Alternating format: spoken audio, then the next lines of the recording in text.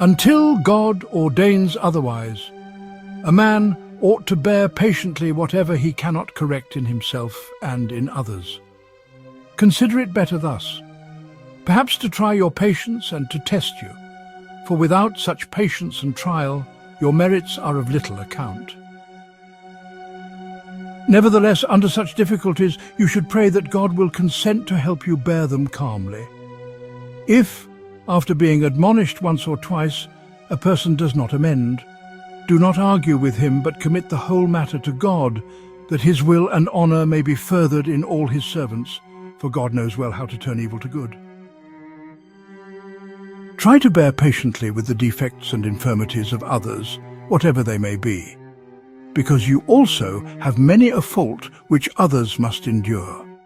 If you cannot make yourself what you would wish to be, how can you bend others to your will? We want them to be perfect, yet we do not correct our own faults. We wish them to be severely corrected, yet we will not correct ourselves. Their great liberty displeases us, yet we would not be denied what we ask. We would have them bound by laws, yet we will allow ourselves to be restrained in nothing. Hence it is clear how seldom we think of others as we do of ourselves. If all were perfect, what should we have to suffer from others for God's sake? But God has so ordained that we may learn to bear with one another's burdens, for there is no man without fault, no man without burden, no man sufficient to himself nor wise enough. Hence we must support one another, console one another, mutually help, counsel and advise. For the measure of every man's virtue is best revealed in time of adversity. Adversity that does not weaken a man, but rather shows what he is.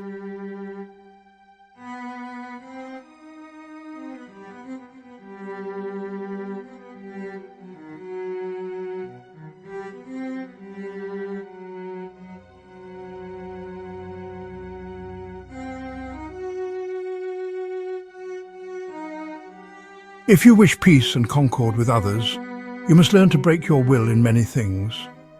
To live in monasteries or religious communities, to remain there without complaint, and to persevere faithfully till death is no small matter. Blessed indeed is he who there lives a good life and there ends his days in happiness. If you would persevere in seeking perfection, you must consider yourself a pilgrim, an exile on earth. If you would become a religious, you must be content to seem a fool for the sake of Christ. Habit and tonsure change a man but little. It is the change of life, the complete mortification of passions that endow a true religious. He who seeks anything but God alone and the salvation of his soul will find only trouble and grief, and he who does not try to become the least, the servant of all, cannot remain at peace for long. You have come to serve, not to rule.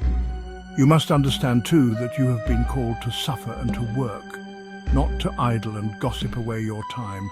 Here men are tried as gold in a furnace. Here no man can remain unless he desires with all his heart to humble himself before God.